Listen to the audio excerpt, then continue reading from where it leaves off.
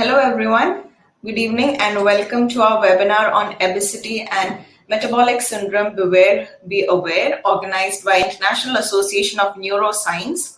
And today we are being joined here by Dr. Ashakiran S, our keynote speaker, who is a professor and HOD from Department of Biochemistry from Sapthagiri Institute of Medical Science and Research Center, Bangalore. And then we'll be joined by Dr. Venkateshappa, who is also a professor and head of department from Department of Biochemistry from Sapthagiri Institute of Medical Science and Research Center, Bangalore. And we'll be joined by Dr. Nagaraj, chairperson of International Association of Neuroscience, who is a lead consultant in neuroscience, sports medicine, rehabilitation, and medical science. And I also welcome our lovely moderator of the day, Dr. Deepthi, who is faculty of Department of Community Medicines. So before we begin and hand over to Dr. Deepthi ma'am, I would like to speak a few words about her. She has an advanced experience in teaching and practicing community medicines since 11 years, and she has worked in the field of geriatric health, disability rehabilitation, maternal and child health upliftment, peer counseling of adolescents. And to her credits, she has more than 25 publications in national and international journals. And she has authored a chapter in IAPSM textbook of community medicine. So thank you so much, Dr. Deepthi ma'am, for joining us today. Yeah, thank you, Jazila. So without further ado, I think we can start our presentation. I would like to introduce our first speaker, who is Dr. Venkateshappa C, who is famously known as VC Sir. I think most of the Bangalore knows him well. He is professor at Department of Biochemistry in Sapthagiri Institute of Medical Science and Research Center. Sir has his Ph.D. from the renowned institute, which is NIMHANS in Bangalore. He has a teaching and practicing biochemistry for almost 27 years now. He has worked in the field of clinical biochemistry, molecular biology and diagnostics, and neurochemistry. It's a privilege to have you here, sir. Looking forward for your Thank you, madam. Thank you, madam. Can you hear me, madam? Can you hear me? Yes, we can hear you, sir. Okay, thank you. Okay, madam.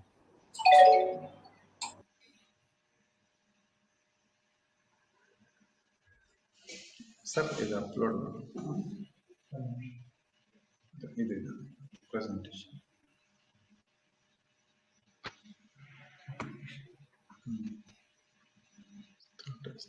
Start. Share.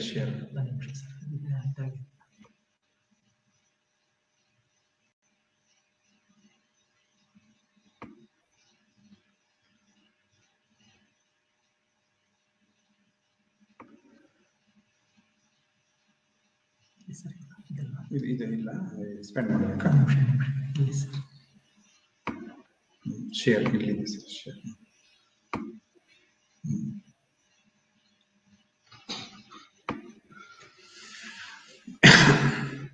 ಓ ಅವ್ರೇನು ಕಾಣಲ್ಲ ಈಗ ಅವ್ರೇನು ಕಾಣಲ್ಲ just ma'am, when can I start, ma'am? You will tell me now. Sir, you can start now, sir. I can start. Okay. Yes, sir. Okay. Good afternoon, one and all. I am Dr. Venkateshappa. Thank you for you, Deepthi ma'am, for introducing me for this platform. Now I am going to talk about biochemical aspects of obesity. Here, first of all, what is obesity? Then, how to measure obesity? What are the types of obesity?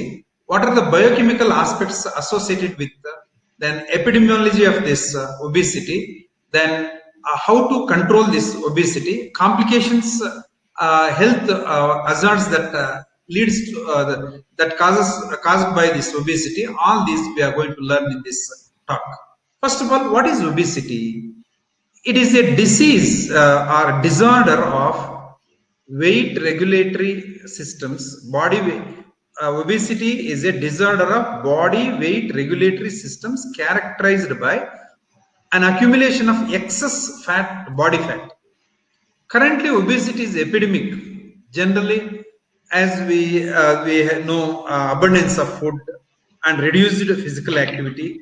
That's why it is a epidemic. Then worldwide obesity epidemiology, if you see, 2.1 billion population are more than that. In fact, after Corona, you can increase this percentage. In fact, nearly 30% of the world population is obese or overweight, and most countries affected by this are United States. So countries with the most obese people are in United States, then China, India, Russia, Brazil. So these are the countries which are suffering a lot by obesity. Currently, the world is facing obesity epidemic. As I said, USA, 22 to 74 years old, 19.7 males and 24.7 females. In India, 16.5 males, then 19.5. That is males, then 25.6 in females. Why we have to study obesity, understand obesity? There is the need of the hour now. As we see, the number of obese people are increasing day by day. We have to know what medical complications it causes. See, pulmonary diseases, non-alcoholic fatty liver disease, gallbladder disease, gynecology, abdominal abnormalities we see, then osteoarthritis, skin problems, then gout, then idiopathic intracranial hypertension, stroke, cataract, coronary heart disease, diabetes, dyslipidemia, hypertension, severe pancreatitis, cancer, especially breast cancer, uterus, cervical, cervical colon, then esophageal cancer, pancreatic cancer, kidney, prostate. So all these complications we see these are associated with obesity. That's why we have to aware of this obesity in depth. So then how to measure obesity? Assessment of obesity. That is mainly by body mass index, BMI, abbreviated as BMI. What is BMI? It is the ratio of weight in kgs to the weight in kgs to height in meter square. See, BMI is an indirect measure of obesity. More direct measure is MRI. BMI does not exactly measure the fat. There are body fat analyzers available to measure this body fat. Here, this BMI correlates weight, height, amount of body fat in an individual. High BMI is associated with increased mortality risk. Here, from this table, you can notice this. Here, underweight, BMI, then grade of obesity. Here, less than 19.5, so they are underweight. 19 point or 18.5 to 24.9, so they are normal people. And we can check this. Overweight 25 to 29.9, then obese 30 to 34.9, that is grade 1 obesity. Then obese 35 to 39 point, grade 2. 40 and above, that is grade 3 obesity. So this is how we classify obesity based on this BMI. It is easy to assess anybody by knowing their weight and height. Easily one can calculate and we can decide whether we are normal or overweight or underweight or obese. Okay. Once we know this, then how this is classified, obesity is classified. So types of obesity. Obesity is divided into two types: exogenous obesity, endogenous obesity. Exogenous, overfeeding or overeating with less physical activity.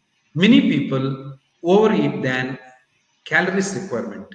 More eat either happily or under tension.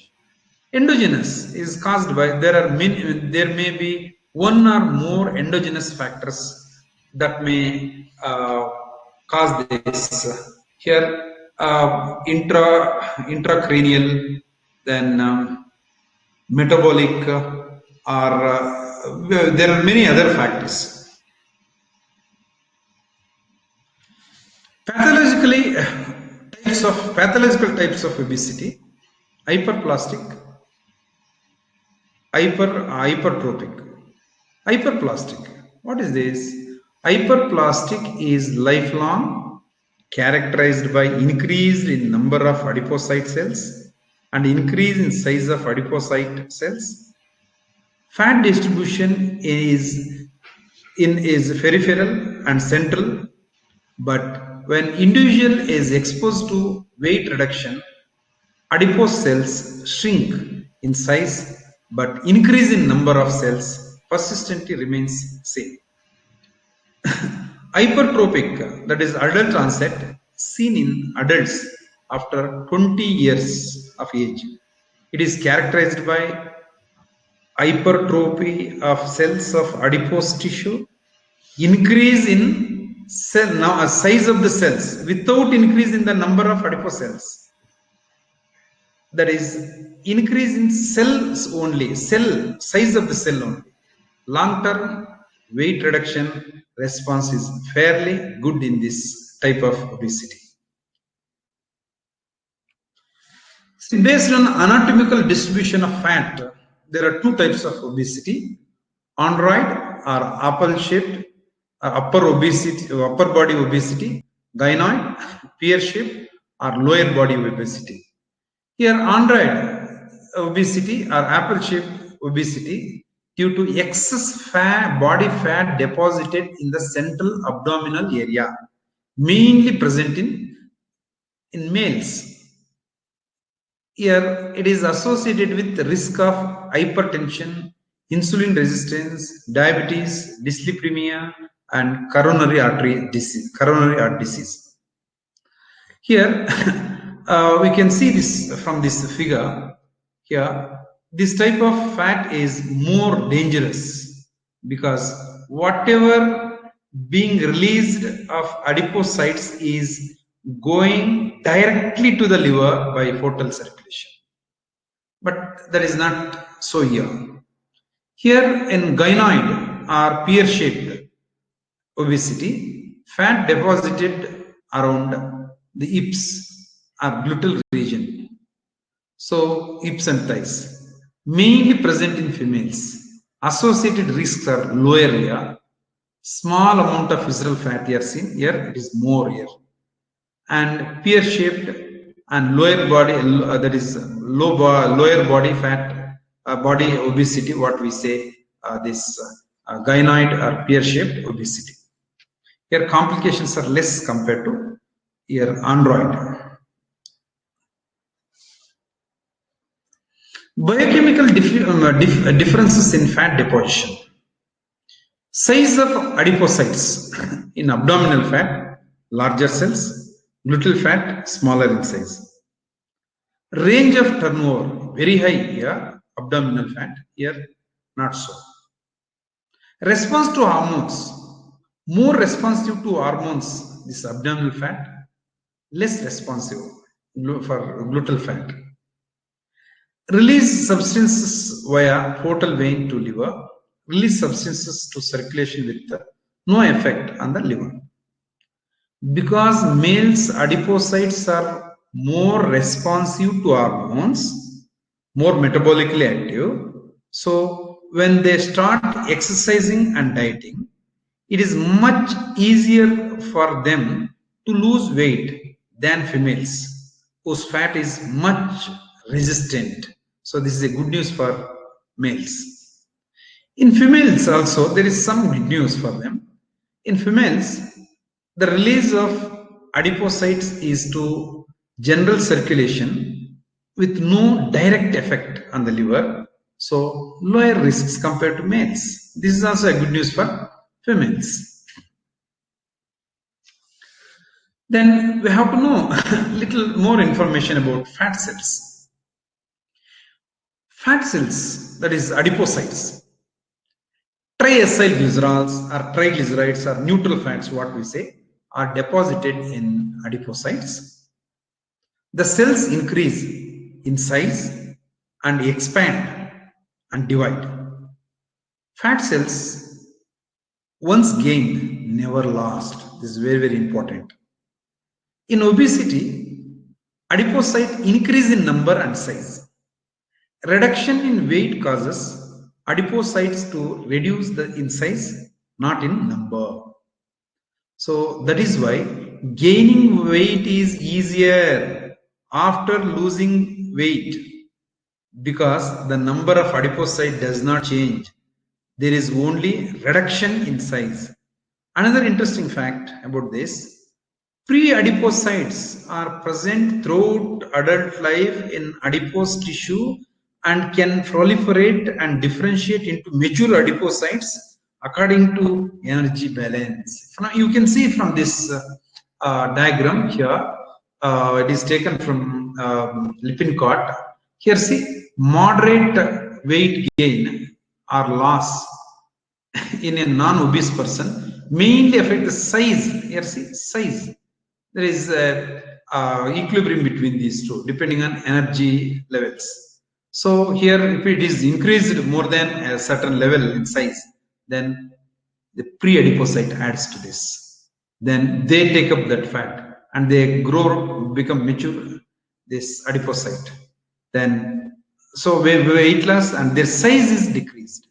So not the number remains same. So only the size increases. So this is what you have to know about adipocytes. This is very, very important information one should know. Right. Body weight regulation. How our body weight is regulated? Each individual has a biologically predetermined natural set point for body weight, around which body weight drifts within 10% lesser or more, reflects a balance between factors that influence food intake and energy expenditure. The body attempts to gain weight when the body weight falls below the set point, lose weight when the body weight is higher than the set point. So body weight is stable as long as behavioral and environmental factors that influence energy balance are constant. Next. Here you can see from this diagram body weight. Here period of forced overeating. So body weight increases. No restrictions are applied on food consumption, then slowly it starts and it remains at the set point. Starting weight. Same thing. Here a period of forced under-eating. Body weight decreases here. No restriction for food consumption. Again, slowly it increases and reaches to that starting weight, set point. So these are all experimentally studied and documented things. And what causes weight gain actually? Energy imbalance, main thing. That is calorie consumed not equal to calories used. More in, less out, weight gain. More out, less in, weight loss. And over a long period of time, if this continues, and this may be due to combination of several factors: individual behaviors, social interactions, environmental factors, genetics, and hypothalamus also controls the center of hunger and satiety, and endocrine disorder may also cause this weight gain. Factors contributing to obesity. Genetic factors and environmental factors. Genetic factors: ethnic differences, familial clustering, high concordance rate in twins, specific genetic markers, and epigenetics, that is environmental factors. Here urbanization, nowadays it is more. Here, if you are living in urban, everything comes at your doorstep. So that may leads to obesity. High caloric intake, less physical activity, birth weight and post natal status, inflammation, these are all endogenous. So environmental factor and genetic factors both play a role. So interplay of these causes obesity. Genetic contributions to obesity. Genetic mechanisms play a major role in determining body weight. Obesity is observed in clustered in families. If both parents are obese, 70 to 80% chance of children being obese. If both parents are lean, just 9% chance. Inheritance of obesity is complex polygenic. I'll show you a diagram, you can understand that. Interaction between multiple genes and environment, not simple Mendelian genetics, what we know. Not single gene disorder. More than 22 genes are involved here. Identical twins have very similar BMI, more similar than non-identical dizygotic twins. You can see from this diagram here, genes and obesity phenotypes, BMI, 22 different genes that cause BMI variation. Then WHR, that is weight if ratio, 2 genes, waist circumference, 3 genes responsible for that, weight gain or weight reduction or gain, 5 genes are implicated for that. So all these 23 genes are responsible for obesity. If any defect in these, that is expressions of these gene levels, that may cause obesity. Genetics links between obesity and associated conditions. Obesity is linked to cancer, respiratory, because there are many genes, TH cytokines, MHC markers, chemokines. So these are responsible for respiratory ailments like asthma, sleep apnea, then bone disorders, osteoarthritis, bone density, then type 2 diabetes, insulin resistance, that my friend is going to talk about that, diabetic complications. So all these we can link this obesity. Environmental and behavioral contributions to obesity explains the epidemic of obesity over the last decade. See, in last decade, 1 decade, so genetic factors we keep stable. So mainly, see these environmental factors. Environmental factors readily available, which include readily availability of palatable energy dense foods. Now with this Zomato, Swiggy, you can order at your place.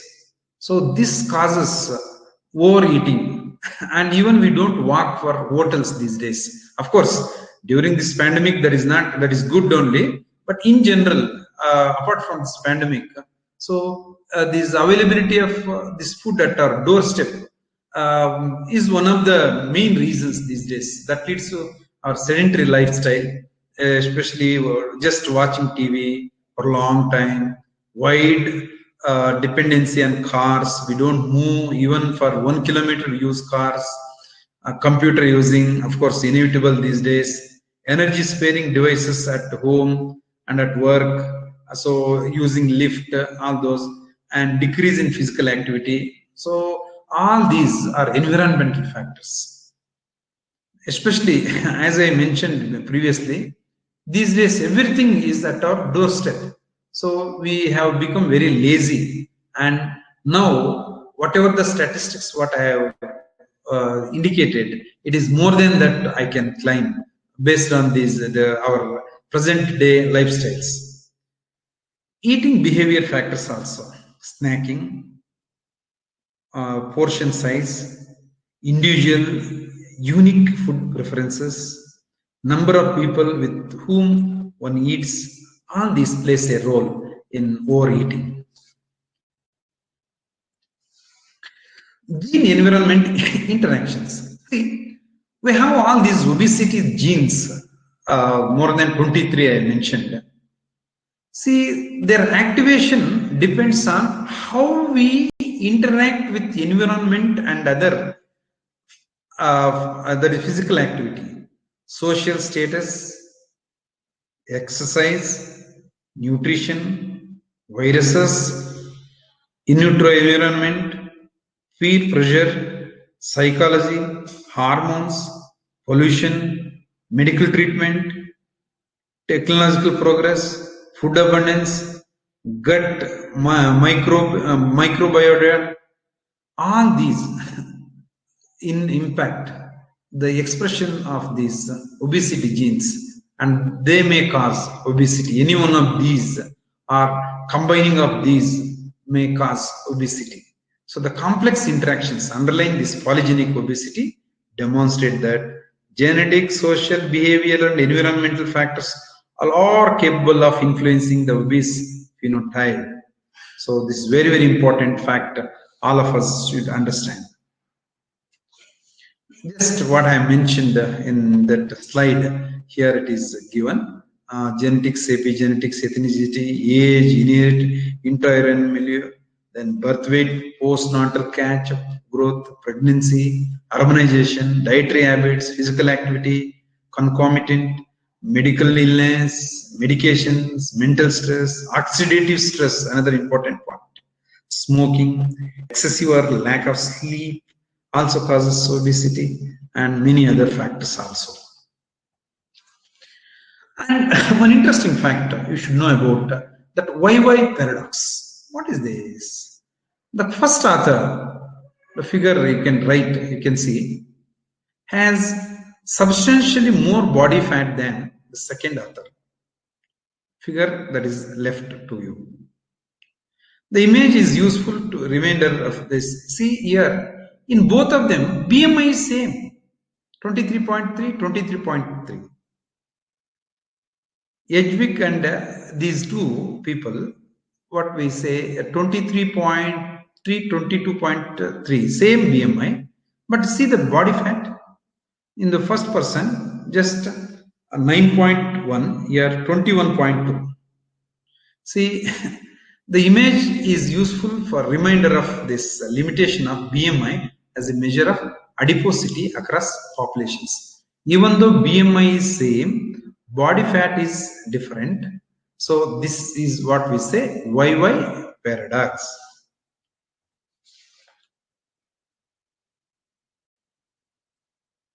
Normal body weight obesity.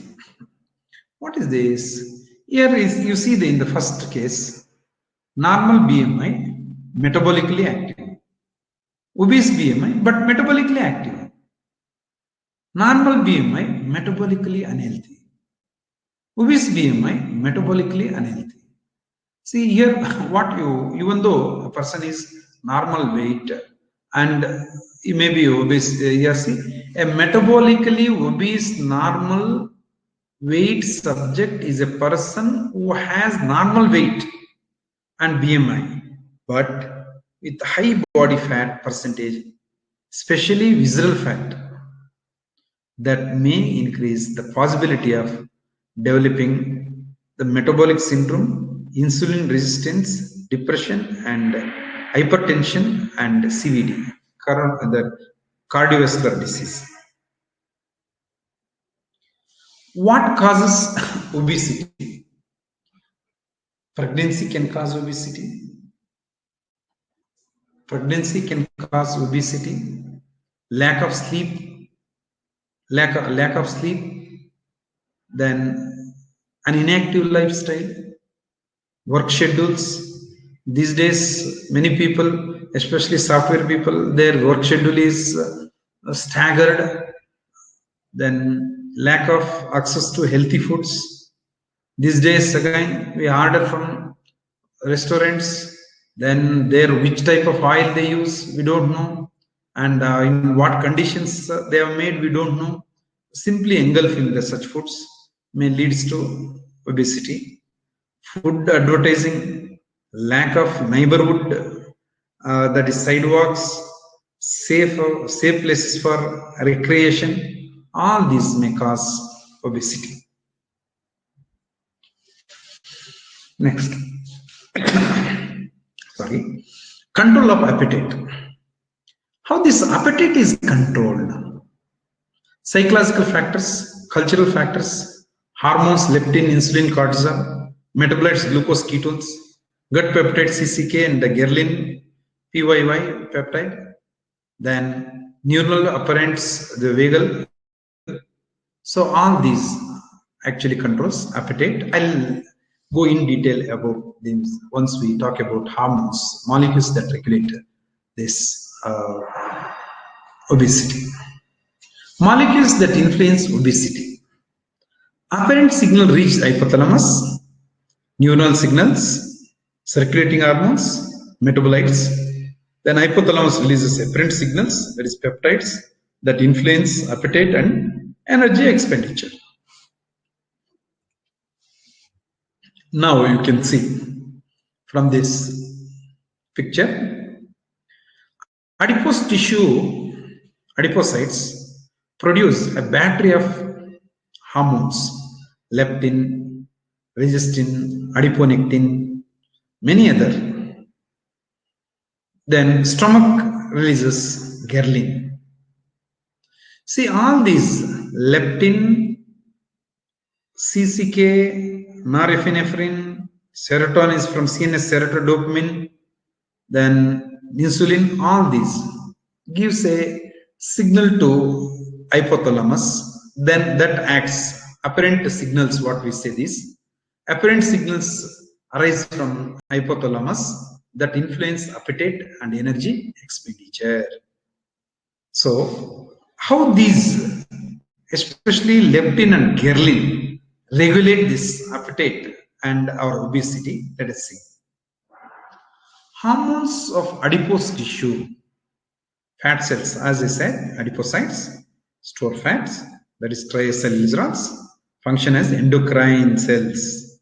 So fat cells are endocrine cells, release many regulatory molecules such as leptin, adiponectin, vispatin, resistin, many other. You can see from this adipocytes, adipose tissue, leptin, adiponectin, resistin, interleukin, tumor necrosis factor, estrogen, minute amounts, apelin, vispatin, all these are secreted. Little more are there, but their roles are very negligent. That's why I'm not mentioned here. We have to know more information about leptin. This is the important gene or this protein that is responsible for regulation of fat metabolism in our body. It is the hormone product of gene OB, that is obesity gene, secreted by fat cells, adipocytes, produced proportionately to adipose mass. More adipose mass, more leptin. Less adipose mass, less leptin. Acts on hypothalamus of brain to regulate the amount of body fat through the control of appetite and energy expenditure.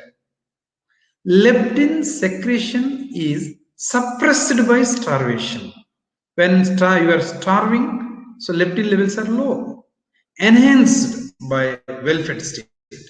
When you have taken food, then their levels are increased in the blood. You can see from this diagram what I mentioned here. Adipose tissue, more the see, more leptin is produced here when you are postprandial state after eating food. So that gives apparent signal to hypothalamus. Apparent signals arise from hypothalamus.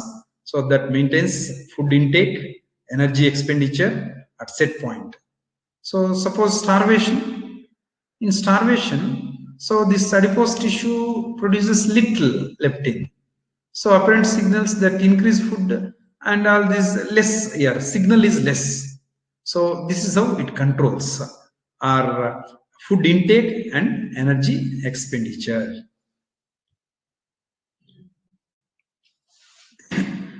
In mice, daily injection of leptin cause non-obese and overweight mice to lose weight also. In humans, leptin increases metabolic rate and decreases appetite. Very, very interesting. What leptin does? It increases metabolic rate, decreases appetite. In obese persons, see here, plasma leptin is normal for their fat mass, indicating the resistance to leptin. Hypothalamic receptors for leptin is produced by DB gene. Mutations in DB gene produces leptin resistance. In rodents they have demonstrated, but not in most human obesity. Functions of leptin.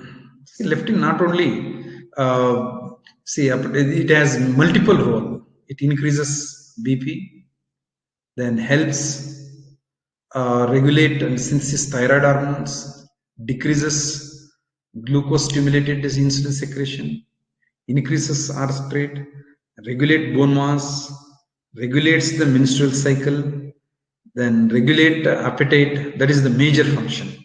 Major function is this. In addition to that, activation of immune cells also. So multiple role it has. Here our interest is this one. So how it regulates appetite and energy expenditure, food intake and energy expenditure. So adiponectin, exclusively and abundantly secreted hormone from adipocytes, promotes the uptake and oxidation of fatty acids, glucose by muscle and liver. It blocks the synthesis of fatty acids and gluconeogenesis by hepatocytes. Net effect is to increase sensitivity to insulin and improve glucose tolerance. Adiponectin levels are inversely correlated with body fat percentage and parallel with HDL level. Low levels are seen in metabolic syndrome and diabetes mellitus. With obesity, levels of adiponectin goes down. With obesity, the levels of adiponectin goes down. Adiponectin, other functions also you can see. So it decreases glucose output, fat accumulation, inflammation, increases glucose uptake by muscles, decrease fat accumulation, increase energy expenditure in muscles. Now, in heart muscle, decreases inflammation, decreases endothelial adhesion, foam cells. So protection from insulin resistance, type 2 diabetes and CAD. Resistin, another hormone secreted by adipocytes. Inflammation, it causes inflammation, insulin resistance, atherosclerosis, heart failure, atherogenic dyslipidemia, hypertension. Then other hormones, there is ghrelin.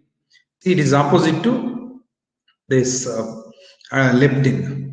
Ghrelin, a peptide hormone secreted by stomach, stimulates appetite. Secretion increases just before meals and drops after meals. Increases food intake, decreases energy expenditure and fat catabolism, and levels in dieters are higher after weight loss. The body steps up ghrelin production in response to weight loss. The higher the weight loss, the higher the ghrelin levels. Here, leptin versus ghrelin. Here, ghrelin level more means leptin will be less in hunger state. Here, leptin will be more in satiety. Ghrelin levels are less. So, metabolic changes observed in obesity. Here, metabolic abnormalities reflect molecular signals originating from increased mass of fat cells, metabolic syndrome. My friend Dr. Ashakiran is going to talk about in detail about this, and dyslipidemia also you will deal with that. Then here you can see with increase in BMI, total cholesterol levels increases, triglyceride fat content increases, HDL decreases. Health and obesity. Already I mentioned about obesity can cause depression, cancer, dyslipidemia, non-alcoholic fatty liver disease, then diabetes, cardiovascular disease, osteoarthritis, sleep apnea. All these already I mentioned about this. Then mortality risk and with BMI. You see, with higher the BMI, mortality rate also increases. Weight reduction goals. So by physical activity, increasing physical activity, then calorie restriction, then pharmacological treatment by sibutramine or orlistat. These are the drugs that can be used. Then surgical treatment to reduce food consumption, and this is useful for only severely obese patients. So with this, I say thank you for this session. Thank you, ma'am, for giving an opportunity to talk about this obesity. Thank you, ma'am.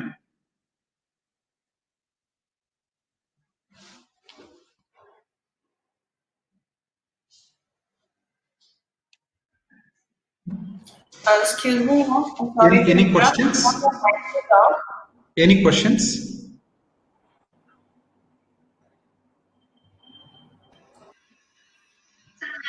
So thank you very much, sir. You started with it was a very comprehensive talk, sir.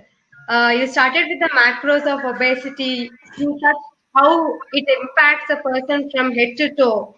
What are the factors which impact a person in getting obesity, and that Y paradox was very interesting. How two people of same BMI, but still, the fat percentage was different. And when you went into the micros like this leptin, all those things, it was so new, and how such a small protein hormone can impact us in such a huge way. Thank you for such an elaborate and beautifully framed lecture, sir. If there are any questions, sir would want to take. Any questions, please?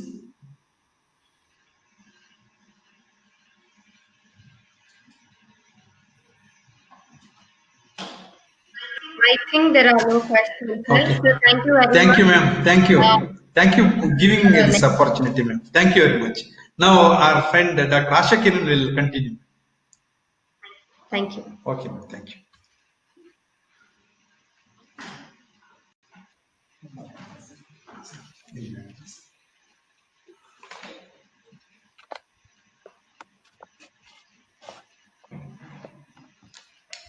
Now, I would like to introduce our second speaker of today, who is Dr. Ashakiran, who has finished his MD in biochemistry.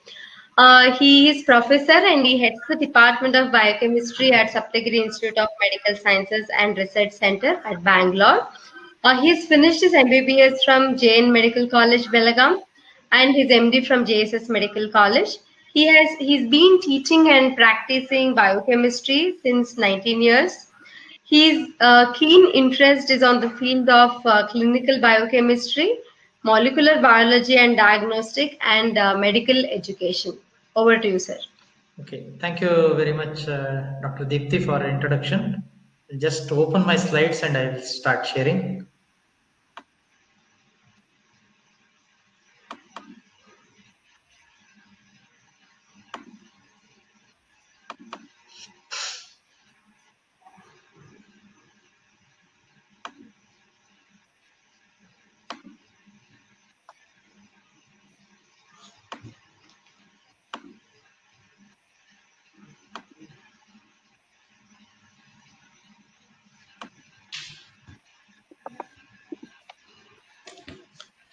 Okay, this is our institute, Sapthagiri Institute of Medical Sciences and Research Center, located in Bangalore.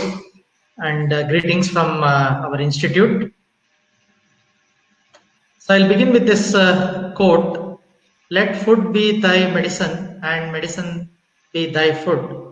And this quote is from the famous Hippocrates, whom we all know about Hippocrates and his role in medicine.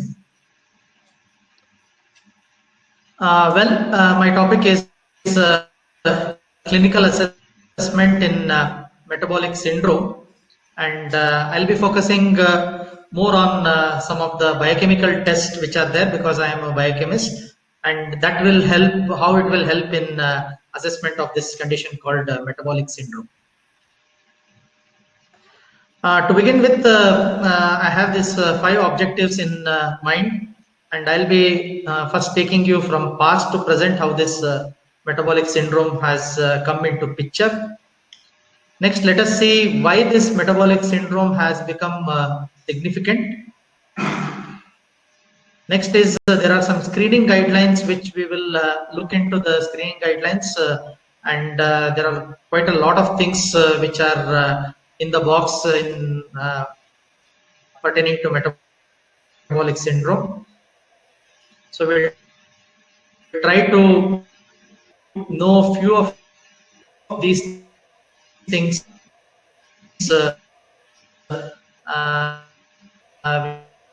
when we go about in the talk. And there are some specific metabolic markers which are associated with metabolic syndrome. So we'll have guidelines which has been proposed for the diagnosis wherever it is necessary. Well, past to present history. So it all began by introducing the concept by this Banting lecture in an Association of American Diabetic Association annual meeting. So way back in the year 1988, where it was called as Syndrome X. So basically this entity of metabolic syndrome, the primary origin is from the diabetes field. Next, later on, since insulin resistance is associated with the metabolic syndrome, some of the people started naming it as insulin resistance syndrome. Slowly in the year 2001, since this entity of metabolic syndrome is associated with many metabolic derangements, they renamed it as dysmetabolic syndrome. And presently what we know about this is metabolic syndrome. So finally they came to know that there are many things which are involved in this syndrome, and that's why they called this as metabolic syndrome. So what is the general definition of metabolic syndrome? So this metabolic syndrome is nothing but it's a collection of metabolic abnormalities which are associated with insulin resistance that predisposes affected individuals to accelerated atherosclerosis and consequently increased risk of cardiovascular events. So that is why this metabolic syndrome has become quite significant these days, and more focus is on related to knowing about this metabolic syndrome and then investigating or making a clinical diagnosis of metabolic syndrome. So since it is going to accelerate atherosclerosis and consequently it will lead to increased risk of cardiovascular events. So if you look at what are all the metabolic abnormalities which gets associated with metabolic syndrome, so first and the foremost is the carbohydrate intolerance. Okay, so that is the main thing, and as this has come from diabetic background, so carbohydrates play a very important role in this metabolic syndrome. So next is we observe a specific pattern of dyslipidemia. Okay, so when we do a lipid profile, we will come to know what things we need to concentrate on in this metabolic syndrome, and what clue will we get from this doing this lipid profile, which will account for metabolic syndrome. Hypertension as a result of these two things, so it results in hypertension which is one of the thing. Then it leads to the cellular imbalance, which will lead to endothelial dysfunction, and there is increased coagulation, decreased fibrinolysis, and ultimately it may affect some of the vital organs such as kidneys, which will result in microalbuminuria. So these are some of the metabolic abnormalities which are associated with metabolic syndrome. So one of two major underlying causes or risk factors which are associated with metabolic syndrome is, one is obesity, which you have already heard the talk related to this by Dr. Venkateshappa, our colleague. And the second one is the insulin resistance, which is actually happening in many of the disorders. And as a result of this insulin resistance in relation to metabolic syndrome, it is what you call leading to many other disorders which are associated with this. Of course, there are some exacerbating factors which are associated with metabolic syndrome. So more or less these things are also related to obesity as well as diabetes and insulin resistance. So first and the foremost is the physical inactivity. Next one is the advancing age. Third one is there are some endocrine factors. So there are some hormones which was described which are related to obesity. So these things also play a role in metabolic syndrome, as well as the genetic factors which we cannot rule out because you know about these things which has been mentioned in relation to obesity. Well, let's look at this cartoon. Does obesity run in your family? I think with genetic factors you may say yes, but the main thing is nobody runs in your family. That's why obesity does run in your family. Well, if you look at some of the studies related to this heart disease and diabetes, a quarter of all Americans have a high risk of for heart disease and diabetes. I think one of the predisposing factors is obesity, which has already been mentioned. The thing is, many of them, they don't know about it, and that's where metabolic syndrome screening comes into picture. So why metabolic syndrome has become so significant is for these reasons. So metabolic syndrome is thought to be a driver of modern day epidemics of diabetes and cardiovascular disorders. So it has become a major and growing public health challenge around the world. So just like what was mentioned in obesity, which is nothing but epidemic, and this is also same thing. Metabolic syndrome is one step ahead in along with the obesity. So in becoming as a major public health challenge around the world. Well, there are 5 entities which are associated with metabolic syndrome. First and the foremost is insulin resistance, and this can be measured directly and as well as indirectly by knowing the blood glucose levels. Second one is by measuring the blood pressure. We will come to know whether hypertension is present or not. Then comes the lipid fractions which are there in the blood, which are associated with metabolic syndrome. So these include the high triglyceride level and low HDL cholesterol level, which is supposed to be a good cholesterol. So that is the one which is lower. And last but not the least is the visceral obesity, which has been discussed by Dr. Venkateshappa about the obesity. So these are the 5 entities which are associated with metabolic syndrome. And generally what we tend to do is we try to see clinically how these things are relevant in the assessment, as well as we will have some biochemical tests which can back up and let us know about these things which are involved in metabolic syndrome. So why do we need to screen? So as of all screening tests, the purpose is early diagnosis and treatment or management. So that is the whole purpose. So screening tests are usually administered to people without current symptoms, but who may be at high risk for certain diseases or conditions. So in those group of people, we try to screen.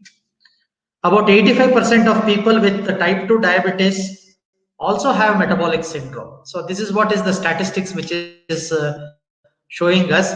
So just if you detect and treat only diabetes, it may not serve the purpose, because 85% of type 2 diabetes also has metabolic syndrome, which needs to be diagnosed and tackled appropriately. And more so, such people have much higher risk of heart disease, and 15% of the people who have type 2 diabetes minus metabolic syndrome. Okay, so that is another thing. And catching underlying risk for metabolic syndrome early will reduce the risk of developing heart disease and type 2 diabetes mellitus. So that is why it is very essential to screen, to know what are the tests which are involved, or what parameters need to be screened, and then it will help us to reduce the risk of developing the cardiovascular complications as well as type 2 diabetes mellitus. So this I think explains the pathogenesis. So insulin resistance, and I think this increased visceral fat is related to metabolic syndrome as well as obesity. So this insulin resistance is due to dyslipidemia, diabetes, and hypertension. All these are the contributing factors. So if you go at a still little micro level, you have this vascular sub-inflammation as a result of increased oxidative stress which comes into picture. So these factors will ultimately lead to endothelial dysfunction, which is little earlier than the people who don't have this entity, and which will lead to unstable atherosclerotic plaque and the coronary artery disease and other things. So this is about the pathogenesis, which is leading to predisposing to the cardiovascular disorders. Well, the guidelines has been proposed by these four group of organizations. One is the National Heart, Lung and Blood Institute, then the NCEP, which is National Cholesterol Education Program, then the IDF, that is International Diabetes Federation, and AHA, that is American Heart Association. So they all have come together and published some guidelines for screening and diagnosing metabolic syndrome. So initial workup is quite important in metabolic syndrome, and generally this involves the standardized chemistries to assess hyperglycemia, then evaluation of renal dysfunction, and most important is the lipid studies to look for hypertriglyceridemia or low HDL cholesterol levels, because these are the things which are incorporated in metabolic syndrome. There are some additional workup which is required, and these are some of the tests or biochemical tests which has been done. Whoever has got certain, we categorize as high risk, who have family history of early coronary artery disease or atherosclerotic disease. So these include estimation of HDL and LDL cholesterol, then lipoprotein A, along with that ApoB100, then HSCRP, homocysteine, and fractionated LDL. So whenever it is possible or wherever it is possible, and such persons, if you come across, I think you need to go in for some additional workup which involves some of these parameters. Well, there are some associations which has been associated with metabolic syndrome. So these includes the three entities. One is something related to liver function test, the thyroid function, that is TSH level, as well as the purine metabolism, that is uric acid levels. So increased TSH has been linked to higher prevalence of metabolic syndrome. So whenever you come across this people with thyroid disorders, you need to have on your back of your mind about metabolic syndrome as well. Then inflammatory effects of metabolic syndrome can cause liver dysfunction. So liver function test is also necessary in these individuals. And hyperuricemia appears to be much more common in patients with metabolic syndrome than the general population. So that's why it's better we assess metabolic syndrome in these people who come with the uric acid levels which are high. So metabolic syndrome screening and monitoring tools include the vital history, which includes BMI monitoring, then waist circumference monitoring, and blood pressure monitoring. Then you have the blood glucose levels estimation. So that is fasting glucose and HbA1c levels. And of course the lipid profile, the panel which includes total cholesterol, HDL, LDL and triglycerides.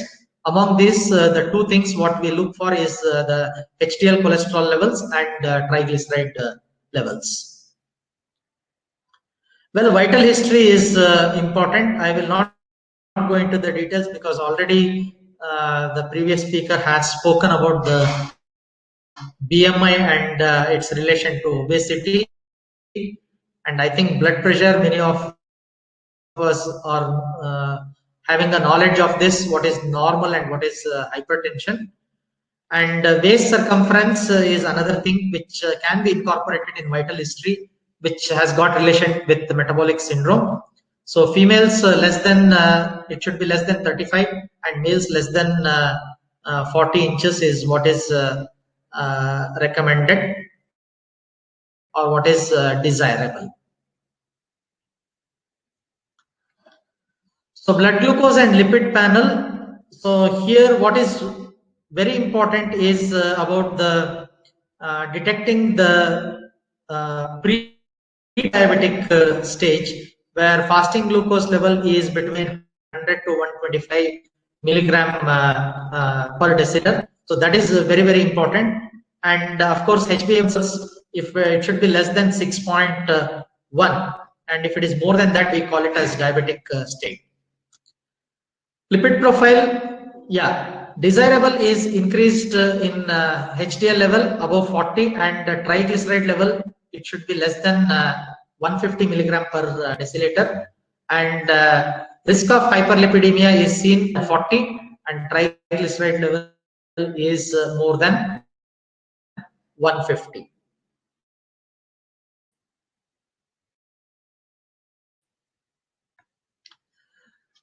The other that is done by measurement of waist circumference, and of course blood pressure. All adults, they need to have their blood pressure checked during physical exams, and at least once in 2 years it needs to be rechecked, even if you have a normal blood pressure of 120/80 or less than that. So that is what is the recommended screening guidelines.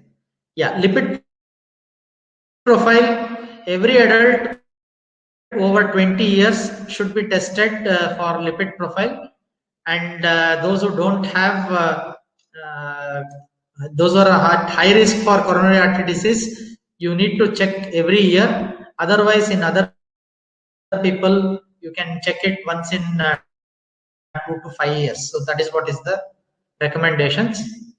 And blood glucose, adults more than 45 years should get it tested every 3 years, as long as the result is within the normal range.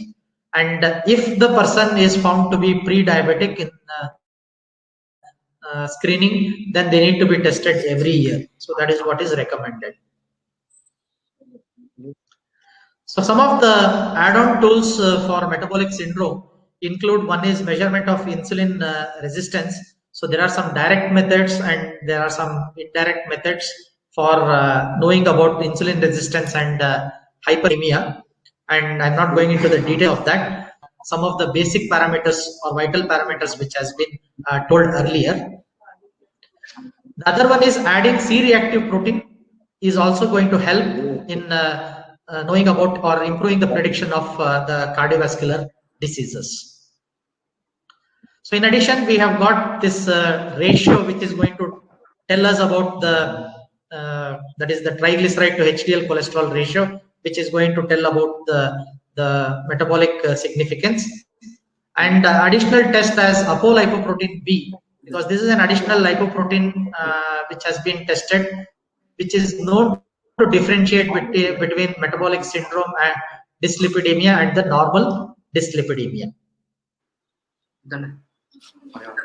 Yeah, adiponectin, another hormone which belongs to this adipokine family. I think this has already been told. And this regulation, it's involved in regulation of energy balance, then lipid and glucose metabolism, angiogenesis, vascular and blood pressure regulation, as well as insulin resistance.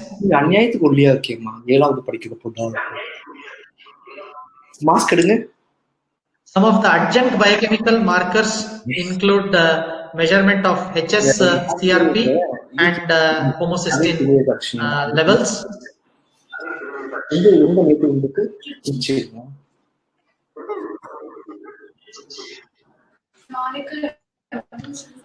Yeah, usually 2 to 4 p.m. is nap time.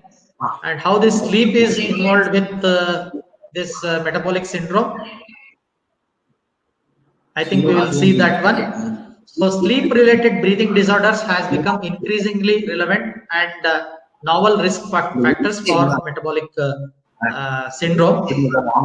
So anyone who complains of significant sleep disturbances, snoring, then possible pauses while sleeping, and daytime drowsiness, if it is present, and I think they need to be further investigated for the sleep-related breathing disorders, which is one of the entities which has been incorporated in metabolic syndrome.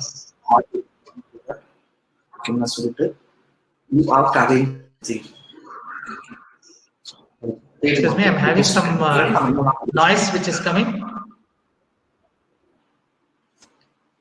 Yeah, thank you.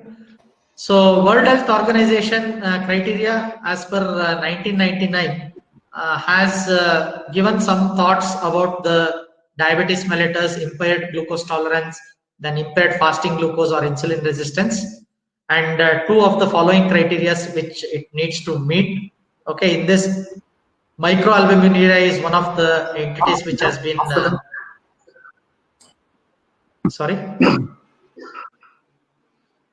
which has been involved in this thing. And even European group of people have given again in the year 1999 about insulin resistance, and they have defined this fasting insulin values among the non-diabetic individuals and those who have got 2 or more of the following criteria. Yeah, what is the current criteria for diagnosis of metabolic syndrome? So you can take any of these 2 things. So NCEP ATP3 guidelines is one which is stating, and International Diabetic Federation IDF guidelines. So both of them will describe under 5 headings. One is hypertension is one of the entity which needs to be there. Second one is dyslipidemia is the second criteria. Third one is dyslipidemia with depressed HDL. Okay, and 4th one is obesity. 5th one is the glucose homeostasis. And the requirements for diagnosis is any of the 3 above criteria, which has to be which is altered as per the NCEP ATP3 guidelines for metabolic syndrome. Whereas in case of IDF, what it says is all these 5 things are defined, but in IDF criteria, the waist circumference criteria is given more importance. Along with that, if you have any of the above 2 criteria, so then they diagnose it as metabolic syndrome.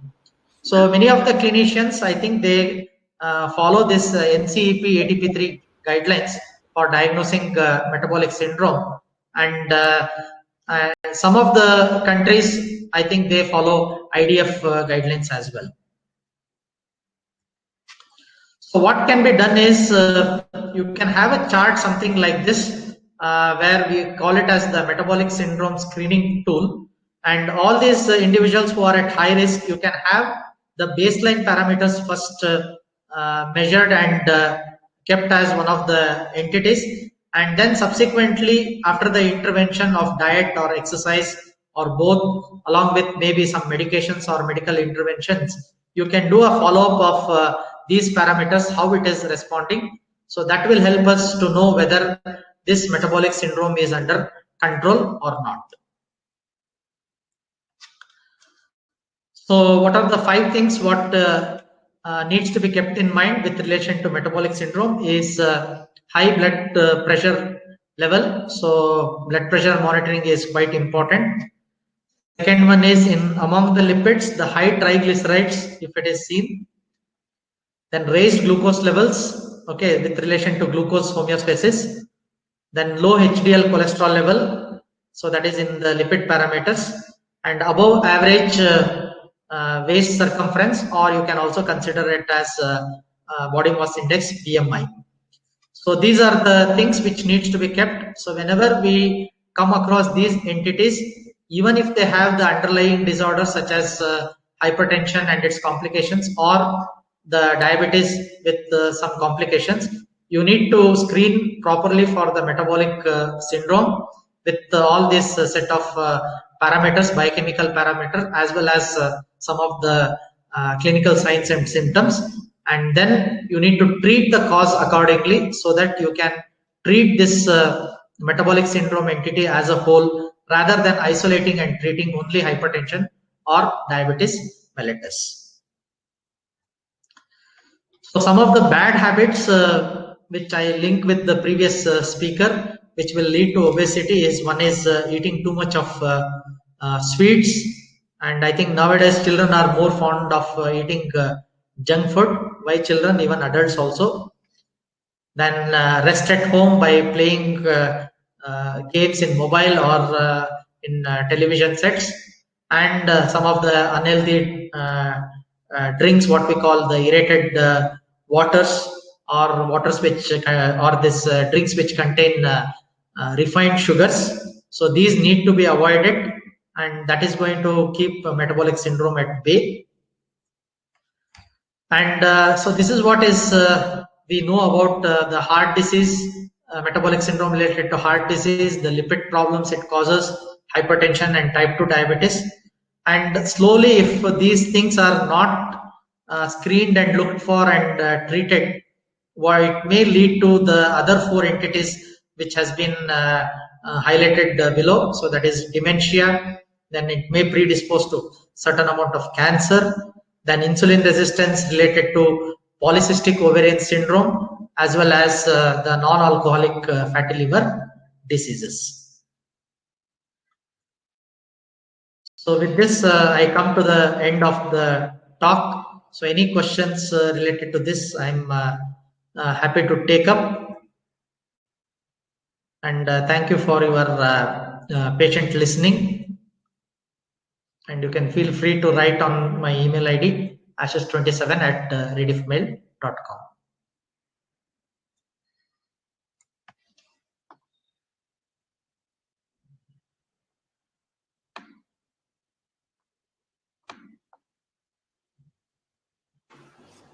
Deepthi ma'am, your audio is off. Have Dr. Nagaraj with us. Welcome, sir. It's a pleasure to have you. And Dr. Ashakiran, I would like to thank you for an elaborate and insightful lecture on metabolic syndrome. A lot of adults and even I think younger age group are getting into this problem. Like we all know, but it's very unfortunate that though it is something which can be prevented or it can be reversed, still the outcome is bad, and we are seeing a lot of people with the complications. You beautifully explained how we have to screen, including the chart, what we have to follow simply. I think even a layman can understand this thing very beautifully. Thank you for your talk, and I thank everyone for your patient hearing.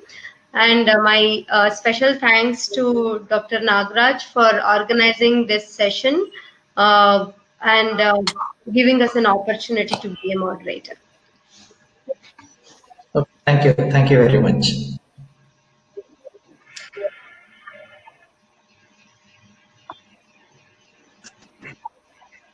Thank you, ma'am. Thank you for the beautiful being a moderation. Thank you, Dr. I just Deepthi like to thank Dr. for the Venkateshappa amazing for moderating first and giving a thank you presentation to on this. all our speakers of the day.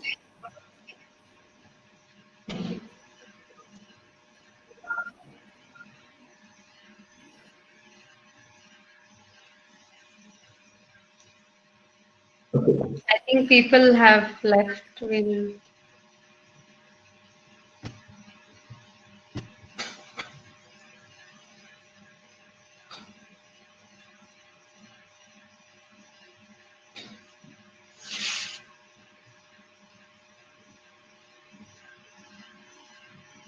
Can we leave the session?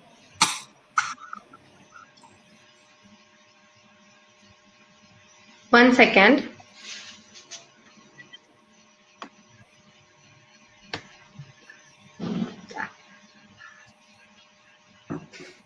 Sir? Yes, thank you to Dr. Nagaraj, sir, our chairperson of International Association of Neuroscience, and to all our speakers, Dr. Venkateshappa and Dr. Ashakiran and ma'am, Dr. Deepthi ma'am, who have joined us today. Thank you to all four of you for giving this amazing speech. And our audience are extremely thrilled to have a lot of information at one shot today. So thank you so much. And spending your valuable time with us. So it's an absolute honor to have you all together. Thank you so much. So I guess your audio is off. Just I'd like to thank all the participants or speaker. Shall I start? Yeah, sure, sir. My special thanks to Dr. Venkateshappa who has delivered a beautiful presentation. I've seen a presentation on a PPT. Excellent, sir.